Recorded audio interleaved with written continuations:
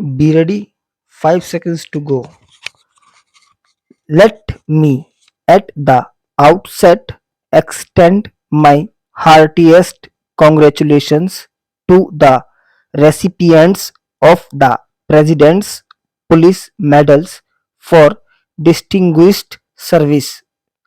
I commend you for your dedication and devotion to the cause of national security and effective policing. I would also like to offer my heartfelt condolences to the families of your brave colleagues who sacrificed their lives in the service of the nation. I give you my assurance that our government will spare no effort to ensure that their needs are met and their futures secured. As I address you all here today, my mind goes back to some of the key issues I had raised in the same conference last year. I had spoken of the challenges facing the police forces today, of equipping the police forces with the necessary material and intellectual resources to meet these challenges, of the need to generate professionalism, honesty, integrity, and efficiency in the police, of the need to improve the public image of the police whereby a policeman can be seen as a friend of the people, of addressing the material needs of policemen, particularly of those at the cutting edge grassroots level, and of reforming the police system so as to make it a more effective and human organization. Periodic conferences like this are a good occasion to reflect on the progress made in achieving these goals. I had also asked the Home Ministry to quickly examine the recommendations of earlier committees on police reforms and suggest easily implementable measures. I am happy to note that some progress has been made. Police forces across the world continue to face an increasingly complex environment. New security threats have come to the force, bringing in their wake new challenges. Governments across the world are trying to grapple with them to formulate suitable responses. In a large, diverse country of continental dimensions undergoing social, economic, and political change, your job is even more challenging.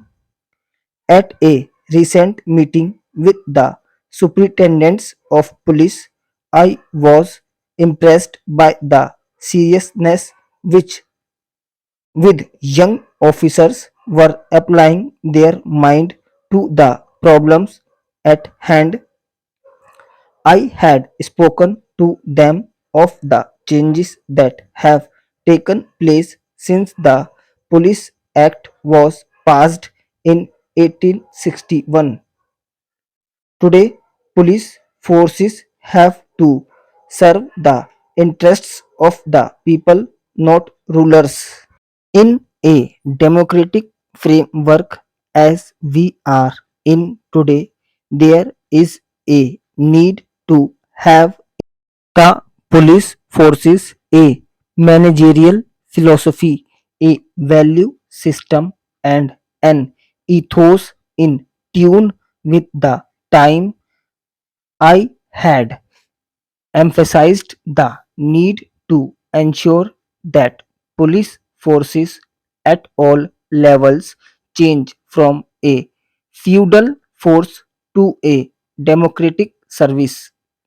The spirit of public service, of respect for the rights of individuals, of being just and human in one's actions must permeate the entire police force.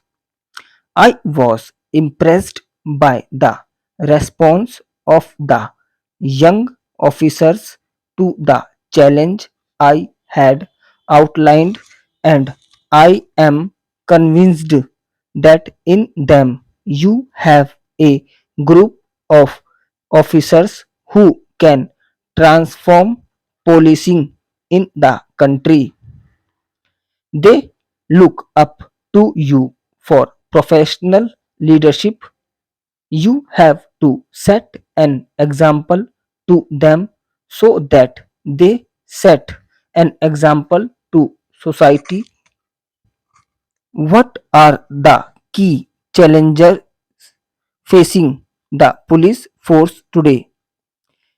Clearly, the threat of terrorism and of organized crime are the two most important, but there are other challenges of equal importance to our people.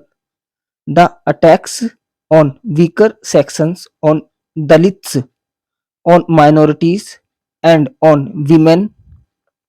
Our police force must be equal to the task in dealing with each one of them.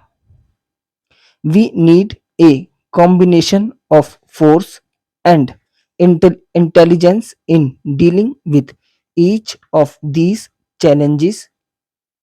In dealing with social and gender based violation, there must be compassion for the victim and firm resolve to deal with the perpetrator of the crime.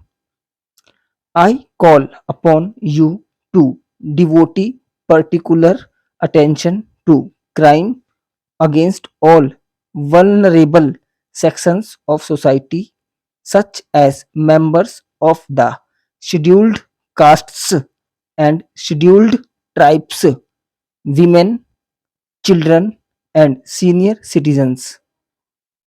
With economic progress, some of the fault lines in society have also become wide.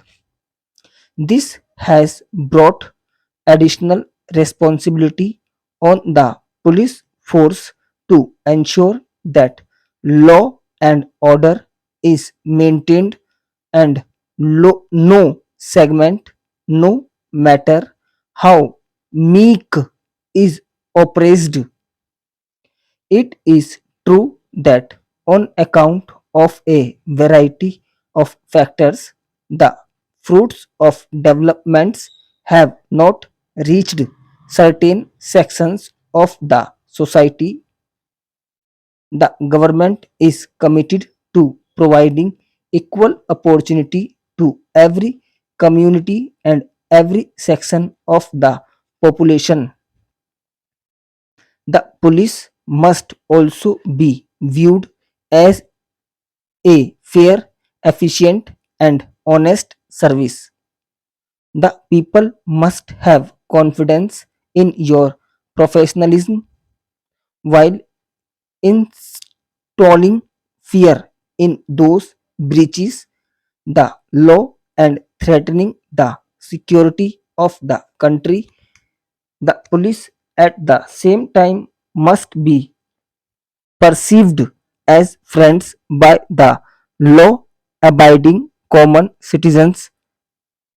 I have repeatedly said that no grievance, real or imaginary, can justify resort to terror, violence, or any other antisocial activity.